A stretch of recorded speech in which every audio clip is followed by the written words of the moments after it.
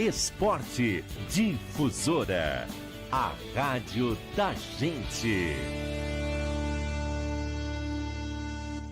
Qualidade, variedade e frescor. Vem aproveitar as ofertas do Super Feirão Compre Bem. Colchão mole bovino resfriado fora do vácuo quilo, R$ 33,90. Filé mignon suíno congelado sadia 1 kg, R$ 18,90. Linguiça de carne suína perdigão a granel quilo, R$ 16,90. Alho a granel 100 gramas, R$ 1,58. Banana prata a granel quilo, R$ 5,99. Estamos esperando você em nossa loja. Vem! Supermercados Compre Bem para você. O plano é proteger você. Em Jundiaí, a segurança da população é prioridade com as ações do Plano Municipal de Segurança.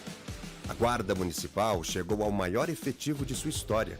212 câmeras de monitoramento, novo Centro Integrado de Emergência e Segurança e o canil da Guarda Municipal vão ampliar a segurança em toda a cidade. Prefeitura de Jundiaí. O plano é proteger você. Aqui seu direito, com o Dr. Charoni. Bem-vindos, bem-vindas, que bom estar aqui mais uma vez com vocês aqui nessa tarde tão bonita, ensolarada, aqui no programa Aqui Seu Direito. E hoje nós temos o prazer de entrevistar um grande médico, especialista em reprodução humana, Dr. Aristides Bragueto. Olá, boa tarde a todos. Fico grato de estar aqui com você, Charoni. É um prazer, fico muito feliz de poder estar aqui compartilhando um pouquinho da reprodução humana. E obrigado mais uma vez pelo convite. E agora vamos aproveitar para dar um alô pro pessoal do Instagram e do YouTube. Pessoal, boa tarde, como vai? Boa tarde. Como eu falo sempre, é um prazer estar aqui com vocês, trazendo informação, trazendo conhecimento, trazendo pessoas que possam colaborar, utilidade pública, nas questões de saúde, nas questões ligadas ao seu dia a dia, as questões jurídicas. E a gente está sempre aqui inovando, trazendo pessoas para trazer conhecimento para vocês, para acrescentar, para que você tenha uma vida sempre melhor. Nossa finalidade é essa, é estar com vocês aqui. É isso. É isso, doutor? É isso, ótimo. Ah, beleza. Então vamos começar nosso bate-papo aqui abençoado. Vamos. Né? Vamos lá, aqui no comando da aeronave, nosso amigo Márcio. Né, Márcio? É isso aí. Aqui é a nossa assistente, Gi. E aí vamos começar aqui nosso bate-papo. Gi, se tiver pergunta aí, pode passar pra gente, tá bom? E qualquer interferência pode falar aqui que a gente não tem problema, é tudo à vontade, ok? Vamos lá. Doutor Aristides Bragueto, graduado na PUC de Campinas, fez residência na PUC, especialista em reprodução humana na França, mestre pela Unicamp, professor da PUC Campinas durante 30 anos, atualmente diretor médico da FIVMed Campinas. É um prazer, uma satisfação recebê-lo aqui, doutor.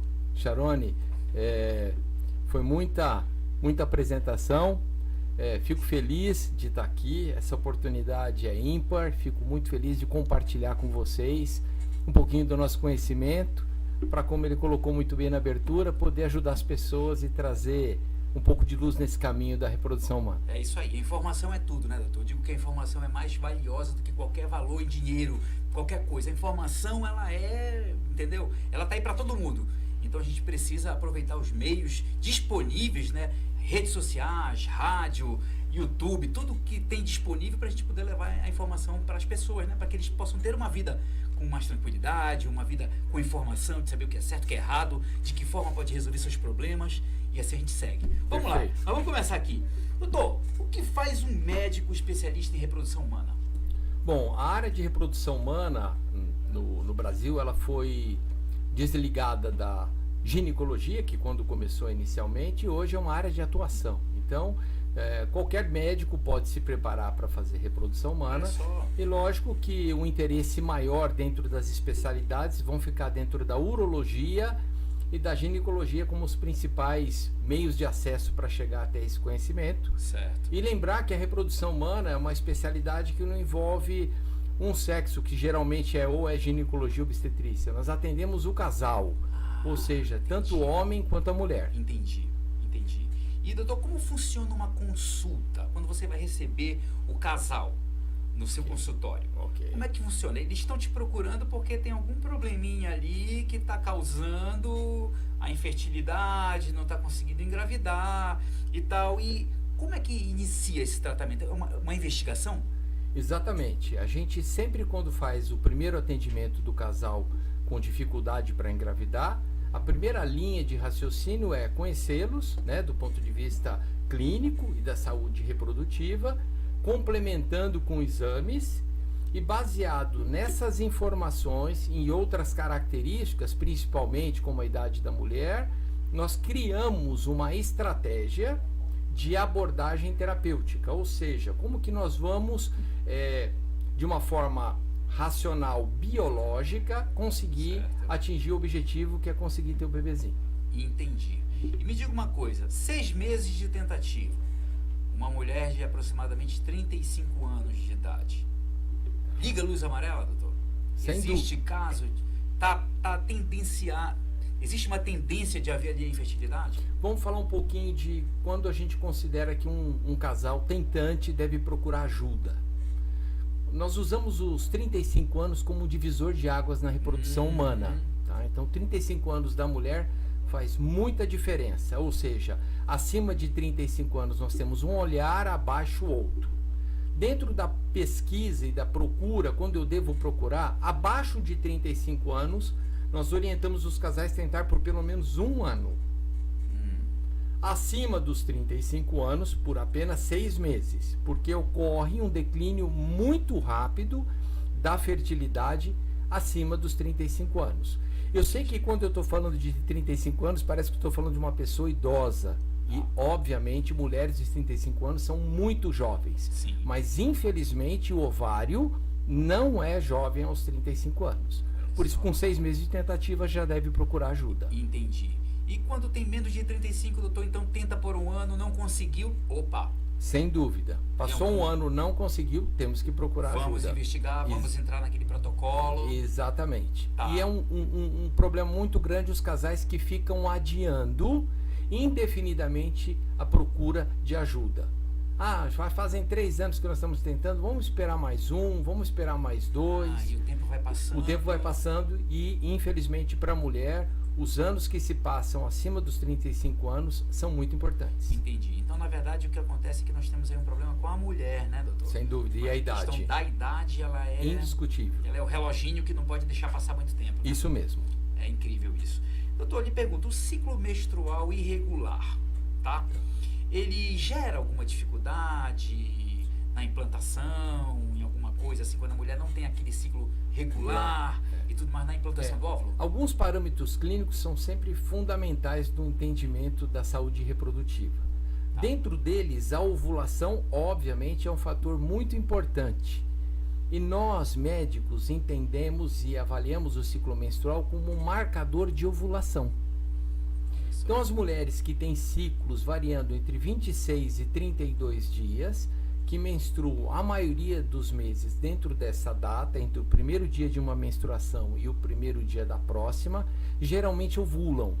E, obviamente, estão expostas à gravidez. Mulheres com ciclos acima de 35 dias ou abaixo de 26, na grande maioria, não ovulam. E isso, obviamente, afeta a sua capacidade reprodutiva. Entendi. Quer dizer, tudo influencia, né? Sem dúvida. Até mesmo tem mulheres que têm regular o ciclo menstrual e tal, acompanha e tem um dia certo. Perfeito. E tem aquelas que realmente é uma caixinha de surpresa, né? E quando existe um ciclo muito irregular, eu menstruo a cada 3 meses, eu menstruo a cada 60 dias, 50 dias, pode procurar ajuda antes, Olha porque só. ocorre uma redução acentuada da ovulação, consequentemente da chance de engravidar. Entendi. Hoje, quais são os principais tratamentos para a infertilidade? Bom, na reprodução humana Na reprodução humana nós vamos dividir primeiro, né? Nós temos primeiro o fator masculino como uma causa de infertilidade.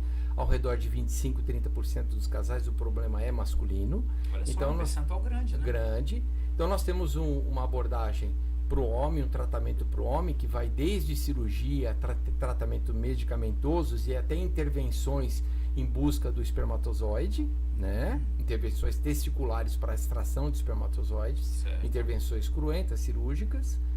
E para a mulher, nós temos basicamente 3 tipos de tratamento distintos. O primeiro é o tratamento clínico, falando de medicações que promovam a melhora da fertilidade. O segundo tratamento é o tratamento cirúrgico, corrigindo problemas anatômicos, endometriose. E o terceiro tratamento é o que a gente chama de fertilização assistida, ou seja, um médico assiste o processo reprodutivo melhorando seu desempenho, ou através da inseminação intrauterina, que significa colocar o espermatozoide pronto dentro do útero no momento adequado, ou a fertilização in vitro, onde a gente extrai o espermatozoide, o óvulo, fertiliza o óvulo com o espermatozoide dentro do laboratório para depois transferir para o útero o embrião pronto, que é uma confusão muito comum entre os casais, o que é inseminação, o que é fertilização. Essa é uma das perguntas. Exatamente. Inseminação é colocar o espermatozoide no útero preparado no laboratório, no melhor momento, ou seja, próximo da ovulação. Certo. E a fertilização in vitro é extrair o óvulo, extrair o espermatozoide, fertilizar no laboratório e colocar o embrião no útero. Basicamente, essas são as duas diferenças. Que legal. O senhor falou da questão do homem, né? Que ele tem também os problemas de 25 a 30%. São os homens que são inférteis, Exatamente. De fertilidade. Além do espermograma, tem outros tipos de exames que o homem tem que ser submetido para tentar investigar? Sem dúvida. O espermograma, obviamente, é o carro-chefe para o conhecimento da saúde reprodutiva masculina, mas nós também temos o exame físico para avaliar problemas tanto testiculares, porque pela anatomia o testículo é um órgão muito fácil de ser examinado. Diferente do ovário que está dentro da pelve, o testículo está exposto, ou seja, então nós temos muitas informações advindas do exame clínico, né? Mas também temos exames complementares anatômicos como o ultrassom do testículo, onde eu vou investigar varicocele, que é varizes no testículo, vou avaliar problemas e volumes testiculares, desculpem. Então, e os tratamentos hormonais, ou seja, eu posso estimular aquele homem para produzir mais espermatozoides através de hormônios. Entendi. Então, vamos lá, varicocele é um problema, né? Que pode causar infertilidade. Sem dúvida. O que é varicocele, só para os nossos ouvintes poderem ter uma ideia melhor? Varicocele é a dilatação varicosa da veia testicular. O que é isso? Basicamente é o que nós conhecemos na perna. Como nós conhecemos as varizes na perna, né? Na região inguinal também pode ter varizes. Olha só que... E por que o testículo é fora do nosso corpo? Porque ele precisa de 1,5 grau a menos do que o corpo para poder trabalhar bem. Os homens que têm uma varicocele, quanto maior, mais significativa ela for, pior, aumenta a temperatura testicular e diminui a produção do espermatozoide, afetando a concentração, a qualidade e a motilidade dos espermatozoides. E essa cirurgia, doutor, ela é rápida, é algo rápido, fácil de fazer, ou a varicocele? Olha, eu sempre aconselho que a cirurgia seja feita por aquele urologista especializado na reprodução, que a gente dá o nome de andrologista. Então, quem é um andrologista? É um urologista especializado na área reprodutiva. Aí ele tem toda a técnica adequada, o uso de microscópio para fazer uma cirurgia boa e que não cause dano na nutrição do testículo, em toda a parte. Entendi. E se o motivo da infertilidade não for claro? Faz as investigações e acaba dar tudo normal? Qual é o próximo passo? Essa eu acho que vai ser a melhor pergunta do dia, que isso é uma coisa muito comum de dúvida dos casais. Nós, quando fazemos a investigação que a gente chama de básica, a gente pede ao redor entre 40 e 50 exames. Certo. E 20% dos casais no mundo vão vir em consulta, vão olhar esses exames todos e nós não vamos encontrar nenhum problema. Olha só. A esse grupo, a essa situação, a gente chama isso de esterilidade ou infertilidade sem causa aparente. E aí se cria um ambiente muito ruim do ponto de vista estratégico. Porque quando um casal ouve isso, eles entendem que não tem problema. Se o doutor pediu tudo isso de exame e eu não tive nada alterado, é porque eu não tenho problema e vou continuar esperando e não vou fazer absolutamente nada. Mas, infelizmente, do ponto de vista médico, os casais com esterilidade sem causa aparente é um dos grupos com problemas reprodutivos que mais nos preocupam. Então, a gente fala que os exames são importantes como um caminho para atingir a gravidez. Mas o que os casais têm que buscar não são exames normais, e sim o beta-HCG positivo. Exatamente. Então, quando eu encontro essa situação, exames normais, infertilidade presente, eu tenho que continuar seguindo as estratégias que o médico da medicina reprodutiva põe para se atingir o objetivo que é o beta. Ou seja, uma espécie de protocolo. Exatamente. Então, ou seja, não é o momento de parar e de tranquilizar. É o oposto. É de se preocupar e continuar seguindo focado até o beta positivo. Certo. Aí eu lhe pergunto o seguinte. Tudo bem, os exames deram todos normais, deu tudo normal. E aí se estabelece um prazo. Vamos esperar mais tanto tempo. Se não der, vamos fazer uma fertilização. Essa decisão do prazo para esperar vai depender de alguns fatores. Primeiro, a idade da mulher.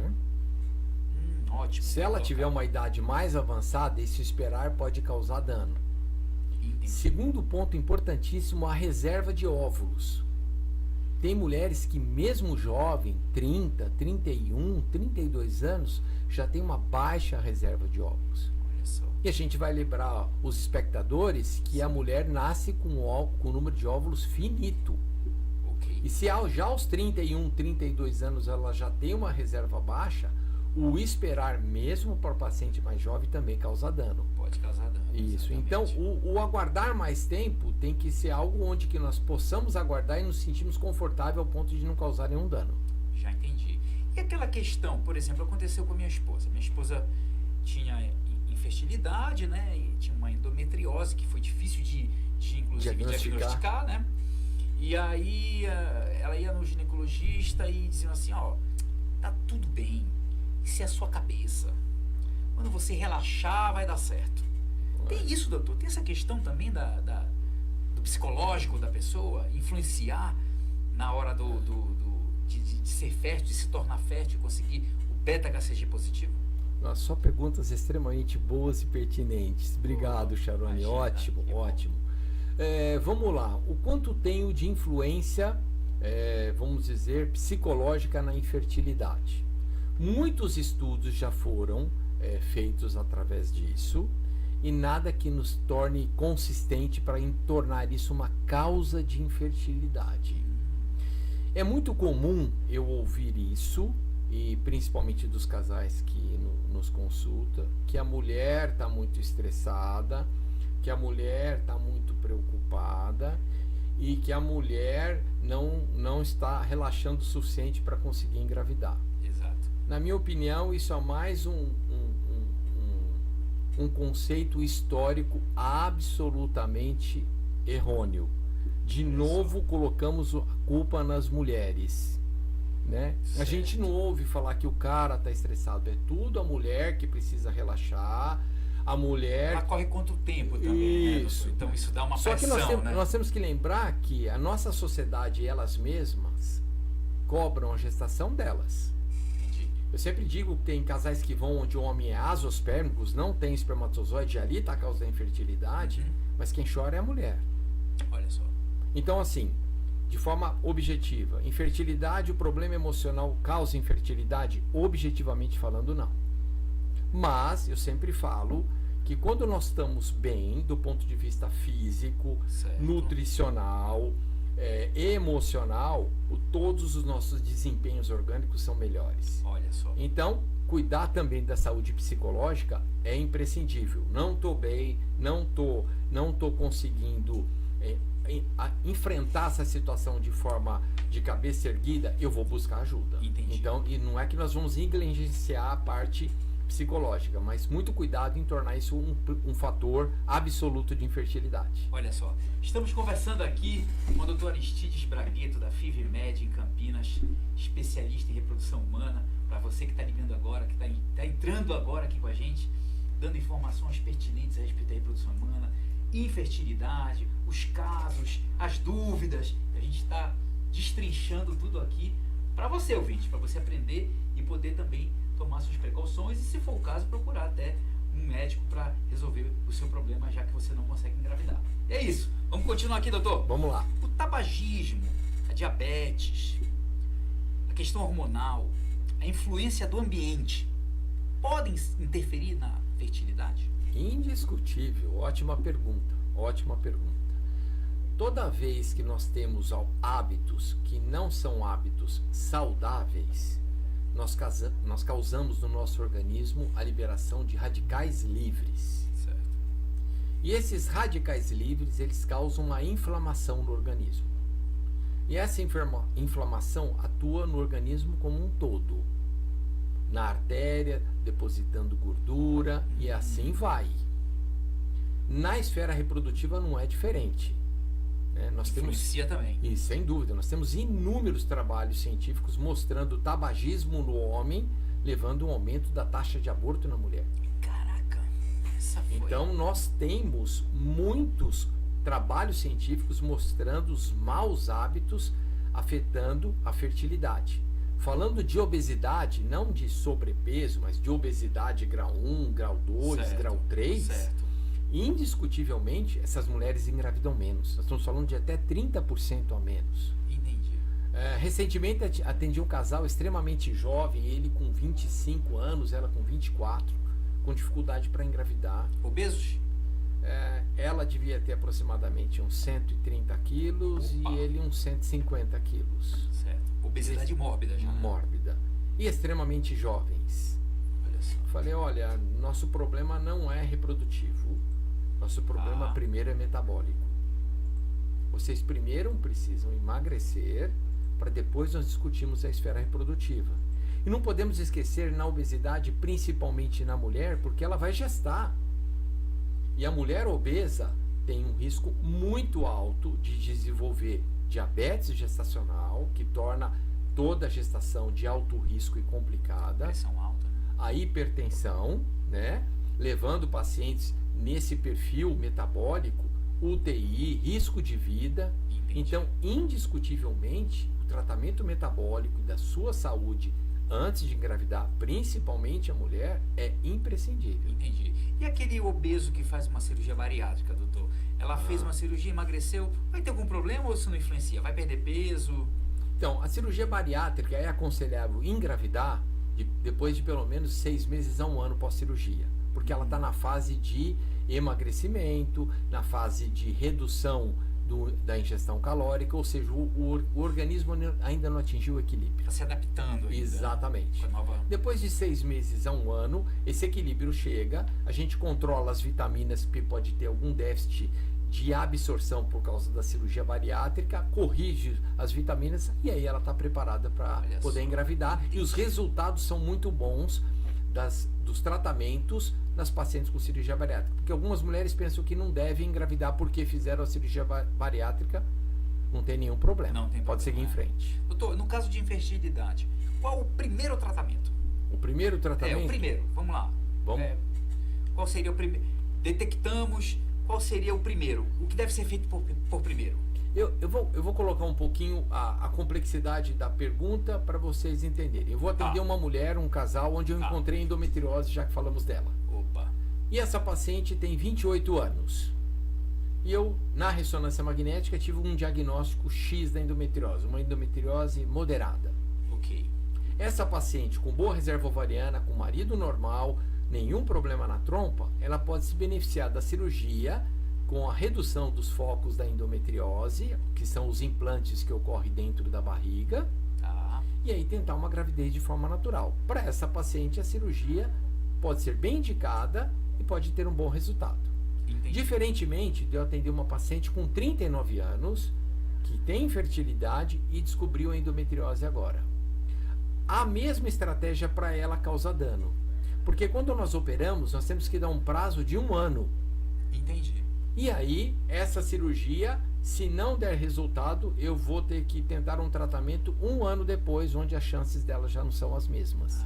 Porque vai Então, passando os anos, a mulher vai e perdendo. a fertilidade vai caindo. Então, o mesmo problema em faixas etárias diferentes tem estratégias diferentes. Ou seja, é o risco do tratamento, né? Exatamente. É o risco Então do não tem um tratamento ou ideal ou tratamento ideal. O que nós temos é que o tratamento mais eficiente na medicina reprodutiva é a fertilização in vitro, é onde a gente corrige a maioria dos problemas. Mas não necessariamente esse é o único tratamento ou o único que deve ser feito. Entendi. E na hora que faz a cirurgia da endometriose, doutor, tem que ter muito cuidado com aquela questão do útero, né? Porque às vezes existe a endometriose espalhada ali pelos órgãos da mulher, né? Eu sempre falo que a cirurgia de endometriose no casal infértil só pode ser feita depois da pesquisa inteira. Eu já vi mulheres serem operadas, esperar um ano tentar engravidar e aí quando vai ver o marido. Caramba. Ou seja, fez um investimento cirúrgico, aguardou um ano e não foi investigado o marido. Então, primeira etapa, investiga o marido, quem tem endometriose, e aí as decisões estratégicas são mais acertadas. Entendi. Os tratamentos hoje eles são mais conservadores ou são mais evasivos, doutor? Como você falou na apresentação, eu fiquei 3 décadas da minha vida dentro de uma universidade. E eu sempre acredito que a medicina a gente sobe degraus. Eu sempre começo tratando e abordando o que é mais simples, a forma mais simples, para chegar na mais complicada.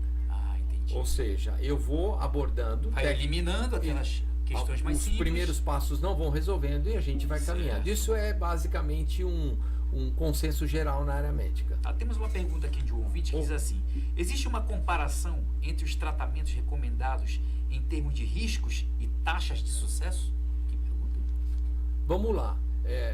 Quando eu comparo taxa de sucesso, eu vou pegar o gancho da endometriose. Quando eu opero uma paciente com um bom prognóstico, com boas chances de engravidar, aquele caso que eu falei, a mulher mais jovem, com tudo bom, o marido normal, tudo, nós estamos entre 25% e 30% de chance de sucesso em um ano. Tá? Ou seja, 1/4 das pacientes operadas vão engravidar de forma natural. Okay. Quando eu passo para a inseminação intrauterina, nós temos uma taxa de gravidez ao redor de 15%. E quando nós vamos para a fertilização in vitro, onde eu corrijo a maioria dos problemas, nós vamos chegar numa taxa de 60%, 70%, dependendo do grupo abordado. Né? Então, o que ele falou de taxa de eficiência, indiscutivelmente a fertilização in vitro é o mais eficiente. Em termos de risco, toda cirurgia tem risco. Mas a cirurgia de laparoscopia para endometriose, quando ela não é complexa, não acomete o intestino, a bexiga, é uma cirurgia de baixo risco. Entendi. Segundo, inseminação intrauterina é um procedimento muito parecido com um namoro programado em casa. Entendi. Então os riscos são muito, muito baixos. Entendi. E a fertilização in vitro, abordada com sistemas de segurança, também é extremamente seguro. Quantos ciclos de tratamento é recomendado que a pessoa faça antes de tentar uma outra opção? Inseminação intrauterina, se nós pesquisarmos na literatura, a gente pode fazer até 6 ciclos. O grande problema é que o beta negativo, a inseminação que não deu certo, apesar de estar extremamente esclarecidos os casais que são só 15% de sucesso, eles acreditam que são 100%. Então esse dia do beta negativo, esse dia que menstruou, que não deu certo, não é um dia fácil. Voltando ao problema psicológico, os tratamentos reprodutivos mexem muito com a dinâmica e o equilíbrio dos casais. Olha só. Então, escolher tratamentos de médio e longo prazo faz com que os casais desistam.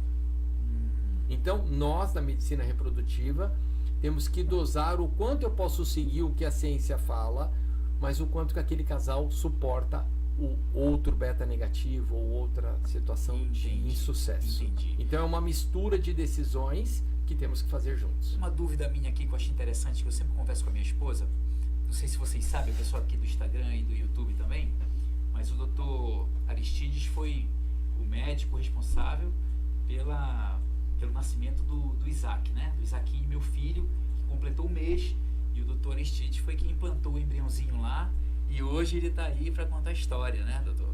Obrigado aí por você ter falado. Parabenizo. Não precisava, mas isso foi muito importante e a gente é grato eternamente por isso. Viu? Obrigado, viu? Mas só lembrando aqui Eu só ajudei. Quem ajudou a gente foi Deus, né? Estamos na luta aí. Exatamente. Somos os instrumentos, mas quem dá a vida é Deus, né? É isso aí. Doutor, uma questão que é uma dúvida minha, a questão da janela. Que tem até aquele examezinho lá que chama ERA. Isso. Explica pra gente o que é essa questão da janela, daquele momento certo, dia certo, hora certa, para que aconteça a fertilização. Perfeito. Essa é uma pergunta muito boa no aspecto de que nós vamos entender o que acontece hoje no mundo, né? Aproximadamente 15 anos, eu assisti uma primeira aula de um rapaz de Boston, que ele propôs o congelamento dos embriões antes de transferir. E isso foi tão bom porque eu consigo segmentar o tratamento da fertilização. Então eu vou ter o melhor do óvulo, espermatozoide e o embrião, e depois ter o melhor da saúde feminina, falando da saúde uterina e da saúde dela. Ou seja, eu consigo sincronizar as duas coisas. Ok. Só que depois que eu tenho o embrião pronto dentro do útero, que eu consegui o melhor do óvulo, do espermatozoide e do embrião. Que eles são classificados, né? São classificados, qualidade, né? Exatamente. Que estão armazenados, eu preciso sincronizar a volta deles para o útero. Então, ou seja, eu preciso colocá-los dentro do útero no dia certo, no momento certo. Tem até hora, doutor. Exatamente. Caramba. Sempre imitando a natureza. E nós temos testes, e o ERA é um deles, que nós fazemos essa identificação do que se chama janela de implantação, ou seja, a hora que o útero está com a portinha aberta para o embrião implantar, fazer a sua anidação e continuar a gravidez.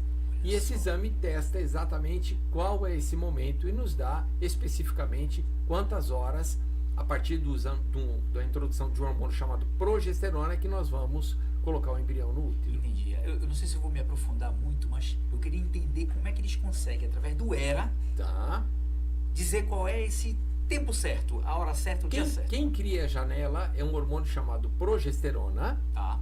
E a progesterona agindo no útero, à medida que os dias passam, faz uma expressão gênica. Então ele é um exame genético. E essa expressão gênica é medida.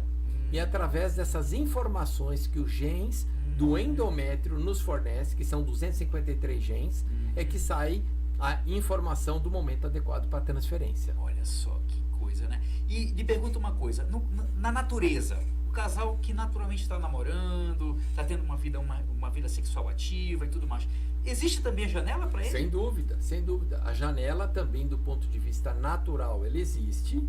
E, em média, o embrião chega no útero depois de fertilizado, porque muita gente não sabe, o embrião ele é formado, o encontro do espermatozoide e do óvulo é na trompa. Olha só. Não é no útero. E a trompa é chamado de ovoduto, ou seja, a trompa vai transportar esse embriãozinho recém-formado para dentro do útero, e esse caminho demora em média 5 dias. Olha só, então quer dizer que, além de ser um duto que vai levar para o espermatozoide, o embrião já, né? Que foi fecundado dentro da trompa. Dentro da trompa, na parte distal da trompa. Então a trompa ela capta o óvulo, os espermatozoides sobem, fertilizam dentro da trompa, e aí o embrião em crescimento volta para dentro do útero e ele chega na forma de blastocisto no útero 5 dias depois, que é exatamente o que a gente faz quando o embrião está dentro do laboratório. Ou seja, a janela também existe na natureza, sem né? dúvida, na natureza. Sem dúvida, exatamente. Que coisa maravilhosa. A medicina e a ciência realmente é um dom de Deus, né? Exatamente. Que a gente usa em favor da humanidade. Exatamente. Quanto mais a gente estuda, mais a gente... É verdade. A gente falou que a endometriose é uma das vilãs da infertilidade, né? Agora eu pergunto, os miomas, as infecções bacterianas, virais, como é que chama? Ovários policísticos. Também, doutor? Vamos lá, vamos falar um pouquinho de cada coisa. Mioma. Os miomas são tumores benignos do músculo do útero, e eles têm uma característica especial, a localização. Quando a sua localização é dentro da cavidade uterina, onde existe o endométrio, eles são extremamente nocivos à reprodução. Certo. Ou quando eles têm um tamanho muito grande, 2, 3 vezes o tamanho do próprio útero. Então eles podem interferir na esfera reprodutiva. Quando eles estão fora da cavidade uterina e não tem um volume muito grande, a influência na capacidade reprodutiva é muito baixa. Entendi. Tá. E pode ser retirado através de Sem cirurgia. dúvida, sem dúvida. A cirurgia básica que nós usamos para tratar os miomas que afetam a reprodução, que é aqueles que estão dentro do Sim. útero, chama histeroscopia. Certo. Então, útero, endoscopia do útero para retirar. Tá. E é uma cirurgia sem corte, sem ponto, ou feita por orifício natural. Olha só, e as infecções bacterianas ou virais? Ah, sem dúvida. Existe uma entidade que nós pesquisamos antes de colocar o embrião no útero para ele estar em condições ideais para crescer, que chama endometrite, que é um endométrio com infecção Tá. crônica. Muitas pacientes são assintomáticas, ou boa parte delas, e tem bactérias influenciando negativamente esse ambiente endometrial onde o embrião começa os seus primeiros dias de vida. Olha só. Isso pode ser uma causa de infertilidade e basicamente na pesquisa do casal infértil esse exame, esse estudo é feito. Tá, entendi. E aí eu lhe pergunto o seguinte, e a viral? As infecções, Existem as infecções virais nessa... existe infecção por bactérias, existe infecção por fungos e existem infecções virais. O tropismo de infecções virais para o endométrio são menores, Tá. mas é lembrar que nós temos doenças sexualmente transmissíveis virais. Por Sim. exemplo, a herpes. Exato. A herpes genital é uma doença viral. Sim. Então, na vigência de doenças virais ou de doenças tanto fungo quanto bacterianas, primeiro tratar para depois engravidar. Quem tem HPV tem infertilidade? O HPV em si, como uma causa de infertilidade, não, porque o HPV é um vírus que vive no epitélio. O que é o epitélio? É a superfície dos tecidos. É a casquinha do ovo. Tá. Entendi. É ali que ele vive, nesse tecido. Entendi. Quando ele se transforma em um tumor maligno, que ele é a origem do câncer do colo do útero, aí ele pode se adentrar e invadir. Quando ele é só HPV, ou seja, ele não tem nenhuma lesão pré-maligna ou Certo. maligna ou invasora, Certo. ele não causa nenhum Não problema causa. na infertilidade. Tá. Mas lembrar que mulheres que têm infecção por HPV pode ter infecção por outras doenças sexualmente transmissíveis. Entendi. E aí o risco de doenças na trompa é maior. Olha só. Então tem que ter esse cuidado também e essa investigação, né, doutor? Sem dúvida. E os ovários policísticos, doutor? Isso eu escuto falar muito, né? Muito. Muitas pessoas Exatamente. têm esse tipo de problema, né? O que é o ovário micropolicístico? É a característica do ovário ao ultrassom, quando o médico faz o ultrassom e conta mais do que 12 folículos no ovário, em cada ovário. Tá. Quando eu tenho essa condição técnica, eu tenho o chamado ovário policístico. Tá. O que ele representa do ponto de vista biológico? Ele representa uma redução acentuada da capacidade reprodutiva. Então, mulher com ovário policístico, o que ela tem que enxergar para dar informação para os ouvintes? Eu ovulo muito pouco. Olha só. Então, eu tenho o diagnóstico ultrassonográfico do ovário policístico, provavelmente a minha capacidade ovulatória é muito baixa. Como corrigir isso? Nós temos duas formas de correção. A primeira forma, mais simples, subindo o degrauzinho da medicina, tratamentos via orais com comprimido, que é muito comum as mulheres irem no ginecologista e receber uma medicação para tomar em casa, que é o indutor da ovulação. Olha só. Os nomes comerciais, o Sim, Clomid, sim. Indux e o outro medicamento que tem no mercado que tem um mecanismo biológico diferente, o letrozol. Tá. Esse letrozol hoje mundialmente é, vamos dizer, o padrão ouro da primeira linha de tratamento do ovário policístico. Olha só. Porque ele é mais monofolicular. E lembrar que a mulher que está tomando o comprimido em casa Tá. pode ter uma superovulação. E é a maneira que eu corrijo, que eu controlo a gemelaridade pelo número de óvulos. Então imagina uma mulher em casa que tomou um comprimido e teve 5 óvulos. Entendi. Tem relação, engravida de quíntuplos. Caramba. Isso não é bom. Isso, é verdade. Então o letrozol, por ser mais monofolicular na sua estimulação, se aproximar mais do fisiológico, ter um Entendi, óvulo só por entendi. mês, ele é mais indicado. Olha só que legal. E no caso, só voltando aqui, as infecções bacterianas, a mulher também vai para o antibiótico. Sem dúvida. Nós Oral, via oral, ou tem que ser vaginal? oral, em primeira linha de tratamento, e nós também podemos fazer a aplicação de antibiótico intrauterino, porque muitas infecções, só com antibiótico via oral e mesmo tomando por longo período, 2, 3 semanas, não consegue resolver. Olha Então, só. os tratamentos para antibiótico, para próstata e para endométrio, eles não são muito eficientes. Eles atingem 75% de sucesso. Entendi. Estou conversando aqui com o Dr. Aristides Bragueto, da FIVMED de Campinas, e nós estamos falando aqui sobre reprodução humana. Ele é especialista nessa área. Para você que chegou agora, depois você pode assistir toda essa entrevista, que vai ficar gravada aí no Instagram, no YouTube, e vocês vão poder pegar todas as informações disponíveis aqui. É um prazer estar aqui com vocês mais uma vez. Não é isso, doutor? É isso aí. Vamos lá. Doutor, me diga uma coisa. Mudança de estilo de vida pode facilitar, melhorar para que a mulher consiga engravidar? Sem dúvida, né? Até bati um papo com uma médica amiga minha que faz esse trabalho de mudança de estilo de vida, e isso é fundamental. Ter uma boa gravidez depois, perder peso, melhorar seu desempenho cardiovascular, né? Procurar uma boa alimentação, indiscutivelmente isso aí é muito importante, tanto para tentante como para gestante. Entendi. E doutor, me diga uma coisa, é recomendável a questão do uso da doação de óvulos ou espermatozoides? Vamos entrar nessa alçada agora? Vamos embora, vamos mudar um pouquinho o foco. Legal. Vamos dar um pulo nisso aí? Boa pergunta. Né? A gente tem que saber essa questão da óvulo doação. Óvulo doação, esse é o nome que eu estava procurando. Perfeito, óvulo ótimo. Doação. Vamos falar um pouquinho da óvulo doação. A óvulo doação no Brasil é regulamentada de duas formas. Forma 1, eu vou pegar óvulos de alguém de forma anônima. Conheço a biometria da pessoa, peso, estatura, cor do cabelo, cor dos olhos. Posso ver a foto na infância, mas não posso ver a identificação dela. Isso aqui no Brasil, né? No Brasil. Tá.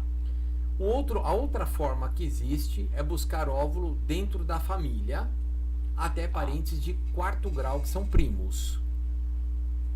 Então nós já fizemos tratamento entre irmãs. E as duas gestaram. A irmã mais velha tinha falência ovariana, não tinha mais óvulo, o ovário tinha ido embora, apesar de ter menos de 40 anos. E a irmã mais nova, e a irmã mais velha ainda tinha óvulo. E a irmã mais velha doou óvulo para a irmã mais nova. Então, entre parênteses é uma forma, e anônima é a outra, que é a mais utilizada. Existe um banco? Existe. As clínicas de reprodução humana podem armazenar óvulos através da criopreservação.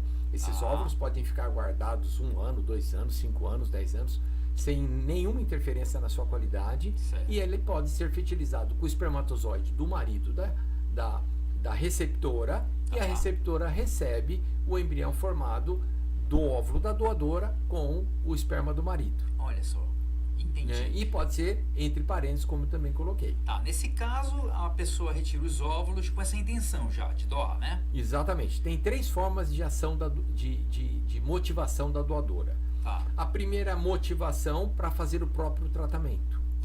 Então ela vai fazer um tratamento, por exemplo, porque o marido tem problema, é jovem, em alguns casos não tem, vamos dizer assim, toda a condição financeira para pagar o tratamento. Certo. Então ela pode doar uma parte dos óvulos porque tem muito, porque é jovem, e receber um benefício financeiro, não em dinheiro, lógico, isso não é permitido no Brasil, mas um acesso ao tratamento por um custo menor. Entendi. E a receptora, por sua vez, é beneficiada com o recebimento desses óvulos, porque está numa condição que os óvulos dela não vão gerar mais bebês ou embriões, ou está com a falência de não ter mais nenhum. Aproximo a receptora da gravidez e a doadora também do tratamento. Então, quando busco o tratamento, eu vejo isso sempre de forma muito legal, muito humanitária, que eu falo que é o ganha-ganha. As duas estão ganhando, estão se ajudando para o resto da vida, sem nunca se conhecer. Olha só. Então eu gosto muito disso. Isso, lógico, que é um perfil pessoal, mas eu acho muito legal. As regras são essas, então, né? Então, doação pode ser anônima ou compartilhada com parentes de até 4º grau. Certo. A gente estava falando de questão de óvulo, de embrião, de congelamento, de 5, 10, 15 anos, o tempo que for. A gente tem um exemplo agora recente da Cláudia Raia, que é inclusive é uma atriz famosa, né? Sim. Que ela já está com quase 60 anos, 50 e poucos, quase 60 anos. E ela tinha óvulos congelados. Sim. Né?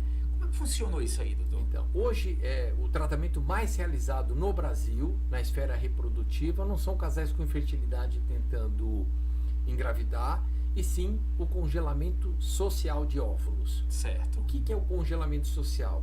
São mulheres, por algum motivo, não desejam engravidar, trabalho, falta de parceiro, falta de motivação naquele momento de engravidar, estudo, formação profissional, que procuram preservar sua fertilidade para engravidar mais tarde. Certo. Graças a Deus, hoje as mídias, como o seu trabalho de hoje, estão promovendo as boas informações e as mulheres procuram tentar engravidar, tentar guardar os seus óvulos para poder engravidar mais tarde, e entende que isso é um problema e realmente isso é um grande problema. Olha só. Então o congelamento social vou guardar meus óvulos agora, para quando eu quiser engravidar mais tarde, 40, 41, 42 anos, eu tenho a mesma chance de quando eu tinha 35. Caramba! Incrível. Qual a idade ideal para fazer o congelamento social de óvulos? 32, 37 anos. Se eu congelar muito jovem, eu posso engravidar natural e nunca utilizar o tratamento que fiz. Entendi. Se eu congelar muito velha, a qualidade dos óvulos e a chance de engravidar cai. Então, 32 e 37 anos é uma época onde nós vamos ter alguma utilização, não 100%, das pacientes que querem engravidar. E, obviamente, eu tenho óvulos ainda com boa qualidade para conseguir ter um bebê. Olha só, e por isso ela conseguiu ser mãe agora com essa idade. Exatamente. Né? Porque tinha essa reserva. Exatamente. E ela tinha os óvulos lá e fez exatamente a fertilização in vitro com os espermatozoides do marido atual. Perfeito. E fez e simplesmente gestou, né? Exatamente. Uma pergunta aqui que eu não sei se está bem colocada, mas diz assim, por que não se implanta o embrião no útero? Por que não se implanta? Vamos lá. Isso é um bate-papo muito importante em relação à falha do tratamento. Então, ou seja, eu transferi 2 embriões para o útero, por que eu não engravidei? Né? Tá. Quais são os motivos de falha? A gente divide a falha em 2 grandes grupos de causas. Tá. Causas embrionárias, o embrião não tinha boa qualidade, e causas maternas. Ou seja, a mãe tem algum problema ainda de saúde reprodutiva não investigado, não tratado, que pode atrapalhar o bom embrião de se desenvolver. Entendi. Por isso que o nosso tratamento aborda os 2 lados, tanto o embrionário quanto o materno, tentando deixar o útero na sua melhor condição, e para isso nós temos um protocolo de estudo. Quantos embriões podem ser colocados no útero, doutor? Muito interessante a pergunta. Nós temos no Brasil, o nosso Conselho Federal de Medicina tem as suas regulamentações. Tá. E há 15, 20 anos atrás, a gente transferiu embrião no 3º dia de vida, chamado blastômeros. E nós migramos com a evolução do laboratório para o 5º dia de vida, os embriões são armazenados hoje. Então, de blastômero para blastocisto. No blastômero ele tinha 8 células, no blastocisto ele tem de 80 a 120 células. Entendi. Então, esse embrião agora, moderno, o blastocisto, ele tem um potencial de sucesso muito maior. E a gemelaridade é um problema de saúde pública. Olha só. É um problema de saúde pública. Nós não gostamos da gemelaridade, tanto individual como na saúde pública como um todo. Porque é o risco, né? Exatamente, materno e fetal. Sim. Então nós sempre preferimos a gravidez única, né? Certo. Então, o Conselho Federal de Medicina muito bem estabeleceu regras. Quais são? Até 37 anos, 1 ou 2 embriões. Acima de 37 anos, de 1 a 3 embriões no máximo. Porque a redução da fertilidade com a idade. Entendi. E quando eu faço o estudo genético do embrião e ele é saudável, 1 ou 2 embriões, não mais do que isso. Fala pra gente independente da idade. Tá. Fala pra gente como é que esses embriões são congelados e quais são as regras. Tá. Falando um pouquinho da criopreservação. Tá. Há 15, 20 anos atrás, existia uma máquina que fazia o que a gente chama de congelamento lento. Tá. E os resultados eram muito ruins. Muito ruins. Tá. Era uma máquina, né? Era uma máquina.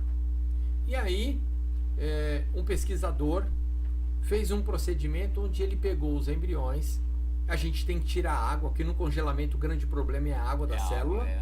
Usou 2 meios de desidratação celular e colocou aquele embrião diretamente no nitrogênio líquido a menos 270 graus. Entendi. Quando ele foi avaliar o descongelamento daquele embrião, ele viu que descongelou muito bem. Olha só. E esse processo foi chamado vitrificação.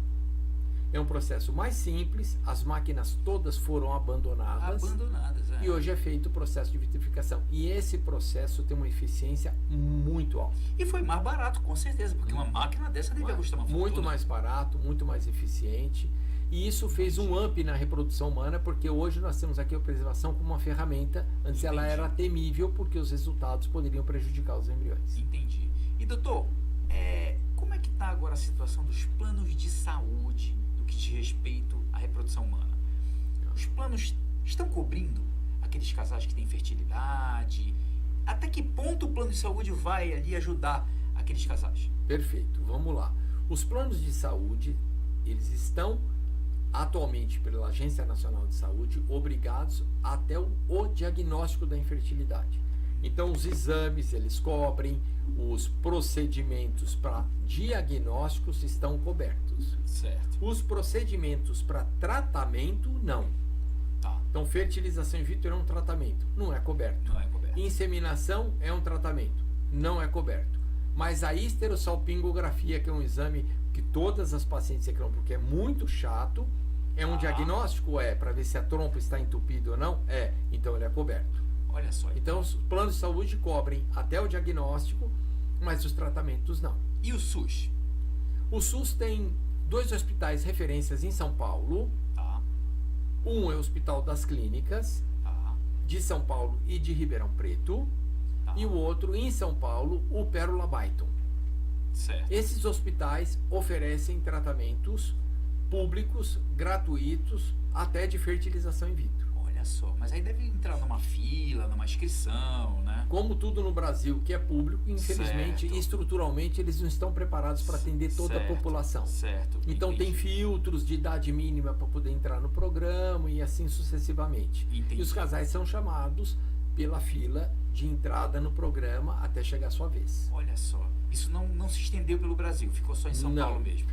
O que eu sei são os 3 hospitais, Tá, pelo menos aqui aqui pode na ser, região, gente. pode ser que talvez em Brasília tenha, Já tem, né, que algum outro infelizmente lugar eu não tenho e tal. conhecimento. Isso. Já entendi. E doutor, hoje em dia, a gente sabe que o plano de saúde vai até daquele determinado limite, mas a partir dali a pessoa vai ter que arcar com os custos, né? Certo. Hoje em dia, uma FIV, uma fertilização in vitro, tá saindo na média de quanto? Como é que funciona? Existe... Perfeito. Porque, não sei se eu vou falar uma besteira aqui, Tá. mas tem gente que faz consórcio para cirurgia plástica. Não sei se você já ouviu falar. Certo, É já. uma forma de De se juntar aproximar dinheiro, do de se tratamento. aproximar do tratamento e tudo mais. Tá. Como é que funciona hoje? Uma fertilização in vitro está custando quanto? Quais Tá. as intercorrências e tudo mais? O preço final de uma fertilização in vitro ele é variável, ele não é Tá. fixo. Por quê?